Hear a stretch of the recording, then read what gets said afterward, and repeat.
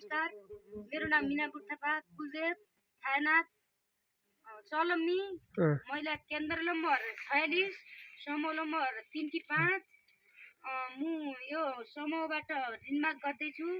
अगाडिको पनि 1 लाख निकालेर चुक्ता गरेर फेरि अर्को फेरि निकाल्ने 1 लाख निकालेर फेरि पनि त्यस इमदार साहबले त्यस्तो नगरेर समूहले ऋण दिनुभएको लागि माग गर्नु भयो।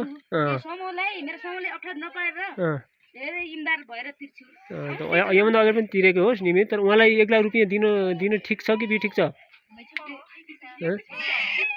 व्यवसाय गर्नु पर्यो,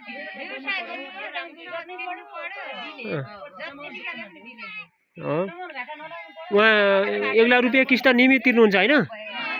नत्र भोलि उहाँले केही बेइमानी गर्यो भने बेइमानी केही गर्यो भने भोलि बचत काटिदिने हुन्छ। समूहको सदस्यको बचत काट्दाखेरि झगडा हुन्छ होइन? त्यो भएर उहाँले इमान्दार साथ तिर्नु पर्यो। भोलि समूहको बचतमा समस्या आउँछ फेरि, अनि किस्ता नियमित महिना किस्ता नआयो भने झन्झट हुन्छ। हेर्नुहोस् है, किस्ता नियमित आउनु पर्यो, ठिक छ, चलाउनु पर्यो। 1 लाख रुपियाँ होइन, उहाँ त 1 लाख भने पहिला त्यहाँ सेयर पनि अब राख्नु पर्दैन। बिमा चाहिन्छ, बिमा 3000 चाहिन्छ, 2000 सेवा शुल्क चाहिन्छ, त्यति हो है।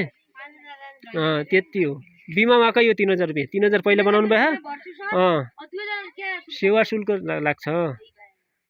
अनि त्यो सेवा शुल्क आउँदैन, त्यति हो। 3000 रुपियाँ बिमा हजुरको यो पहिला पनि 3000 छ, अब 3000 फेरि 6000 हुने हो है। त्यस्तो छ। ल ठिक छ है। उहाँलाई त्यसो भएपछि 1 लाख रुपियाँ पारित गर्न ताली हानिदिनु पर्यो हजुरले। ल ल।